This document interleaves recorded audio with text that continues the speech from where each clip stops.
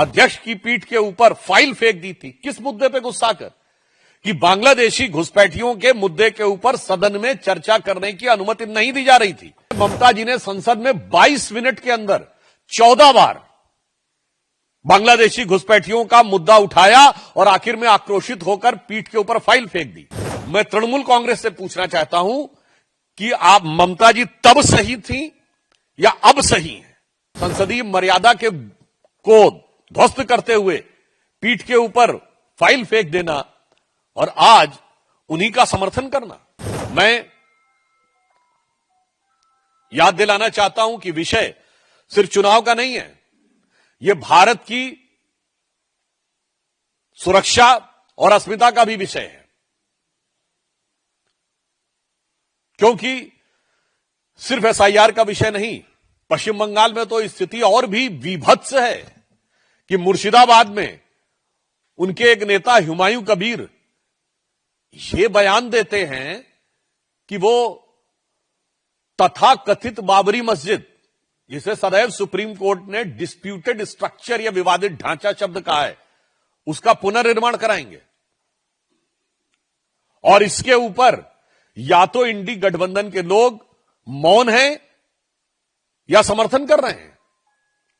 तो हम ये पूछना चाहते हैं कि पश्चिम बंगाल में चुनाव के समय यह किस प्रकार के वातावरण का निर्माण तृणमूल कांग्रेस और कांग्रेस जैसे दल मिलकर करने का प्रयास कर रहे हैं। और जहां तक एसआईआर की व्यवस्था है, स्पेशल इंटेंसिव रिवीजन की जो व्यवस्था है, इस पर मैं कोट करना चाहूंगा कि यह पारदर्शी निष्पक्ष चुनावों के लिए कितनी आवश्यक है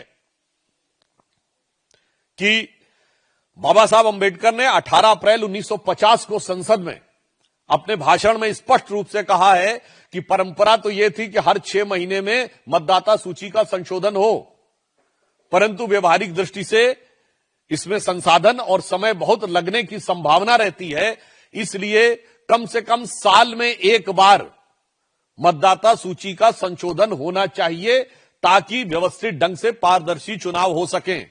बाबा साहब Ambedkar in parliament of India on 18 अप्रैल 1950। और ये बताइए, लोग कहते हैं 20 साल बाद भी नहीं होना चाहिए। तो हम पूछना चाहते हैं कि संविधान बनाने वाले हमारे संविधान निर्माताओं ने और ड्राफ्टिंग कमेटी के चेयरमैन बाबा साहब अंबेडकर ने जो विचार व्यक्त किए थे, आप उसके खिलाफ क्यों खड़े हैं? अच्छा चलिए, आपको संविधान निर्माताओं के विचारों की कोई कदर नहीं है, तो ममता बनर्जी जी ने स्वयं 2005 में 4 अगस्त 2005 को भारत की संसद में जो तब तक का सबसे विचित्र उदाहरण था कि पीठ के ऊपर, यानी अध्यक्ष की पीठ के ऊपर फाइल फेंक दी थी। किस मुद्दे पे गुस्सा कर? कि बांग्लादेशी घुसपैठियों के मुद्दे के ऊपर सदन में चर्चा करने की अनुमति नहीं दी जा रही थी। और उस समय की जो मीडिया रिपोर्ट्स अवेलेबल हैं, उसमें ममता जी ने संसद में 22 मिनट के अंदर 14 बार बांग्लादेशी घुसपैठियों का मुद्दा उठाया और आखिर में आक्रोशित होकर पीठ के ऊपर फाइल फेंक दी। मैं तृणमूल कांग्रेस से पूछना चाहता हूं कि आप ममता जी तब सही थी या अब सही हैं? यह कौन सा परिवर्तन आ गया कि आप जिन बांग्लादेशी घुसपैठियों के खिलाफ इतना आक्रोश था कि संसद में 22 मिनट में 14 बार बोलना और संसदीय मर्यादा को ध्वस्त करते हुए पीठ के ऊपर फाइल फेंक देना और आज उन्हीं का समर्थन करना।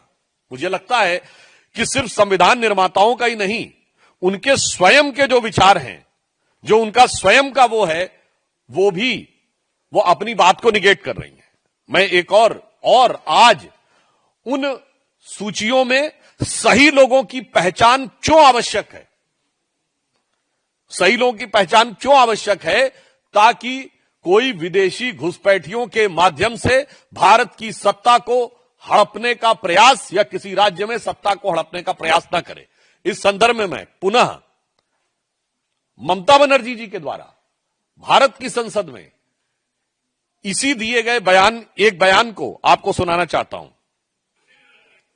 लेकिन एक बात जरूर कहना चाहती हूँ कि आइडेंटिटी कार्ड होना जरूरी है सिटीजनशिप के लिए, और इसको हम लोग पूरा तरह से समर्थन करते हैं और करते जाऊंगा। और सिटीजनशिप गाइड बनाने होगा एक कंट्री में, और नहीं होगा तो ऐसा बूथ रिगिंग और मनी पावर मसल पावर आज जो माफिया पावर है, इसमें इलेक्शन नहीं होने वाला है आने वाला दिन में। इसके लिए मैं इसको सपोर्ट करने चाहता हूँ। अब बताइए, वो स्वयं कह रही हैं कि आइडेंटिटी स्थापित होनी चाहिए, क्योंकि उस समय आई कार्ड ही होते थे।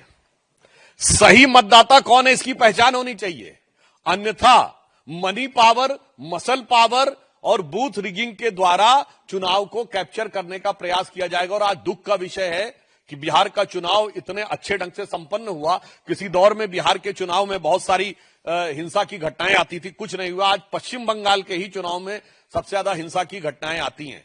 तो अब पूछना चाहते हैं कि ममता जी, आप तब सही बोल रही थी या आज सही बोल रही हैं, या जो चरित्र दिख रहा है इंडी गठबंधन का, कांग्रेस पार्टी का और तृणमूल कांग्रेस का, इसी कारण से भारत की राजनीति में विश्वसनीयता का संकट उत्पन्न हो जाता है।